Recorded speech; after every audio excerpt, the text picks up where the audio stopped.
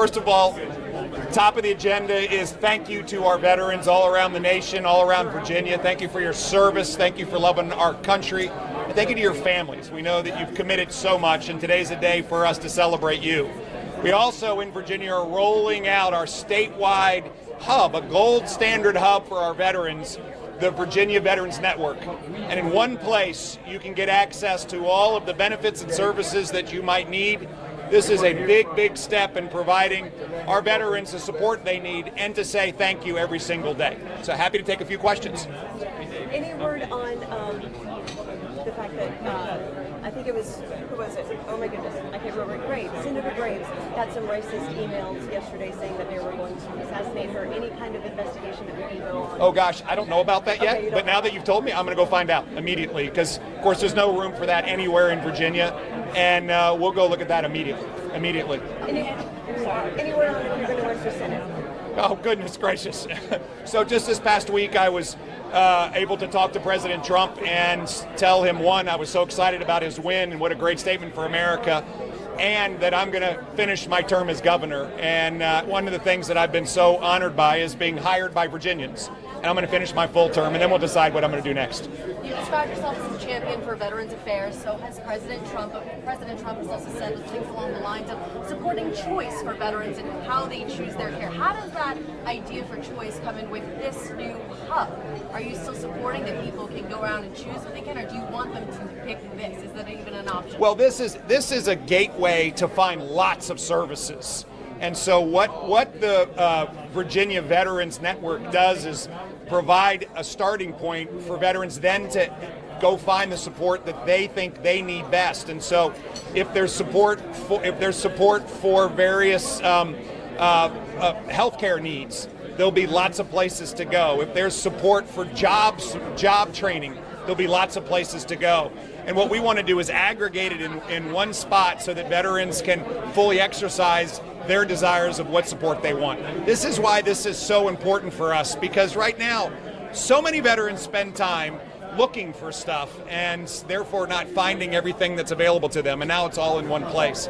This is a big step in our commitment to our veterans. We started it from day one, which is to remove $40,000 of tax exposure for our veterans so they'll stay here, to make sure that we are taking care of veterans' spouses, to make sure that we're taking care of our veterans, to provide the suicide prevention, but also the substance use disorder support.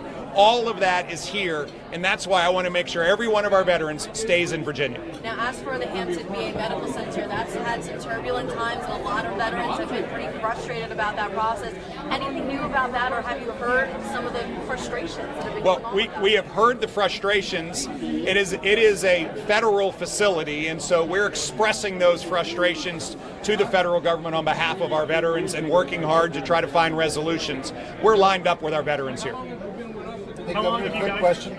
If you look ahead to the Trump administration, what are your feelings about the immigration policy, and how will that affect people here in Virginia in particular? Well, the president has been very clear that illegal immigrants who are violating the law, who have broken the law, are going to be sent home. And I fully support that. I think we've seen it in Virginia. You don't have to go any further than Fairfax County just in the last few months, where there's been horrific crimes committed by illegal immigrants. And President Trump has left no questions about those folks being sent back home, and that's exactly what we should be doing. How long have you guys been working on this system, this portal? So we released our beta test about a year and a half ago, and received a lot of input and feedback, and have added all of that to this effort.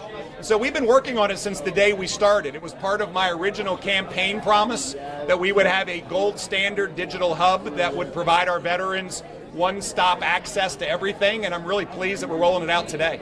We have time for one more. Just my final question. A lot of people are still kind of scared right now. There's fears that people could be defunding the Department of Education, the Department of Justice, or a lot of fear still in this country, and specifically in the state. Any words you would say to people who are kind of afraid right now? Well, I would first say it's time for us to come together. and we are moving forward in an incredibly positive direction.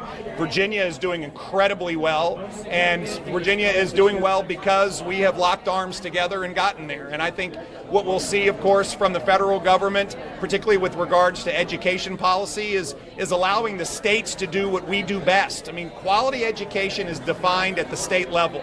We're the ones that are driving forward excellence in our standards. We're the ones that have put in all of the support for intensive tutoring and to combat chronic absenteeism. We're the ones that have gone to work on no cell phones in school policies and standing up for our kids to get access to behavioral health support that they need.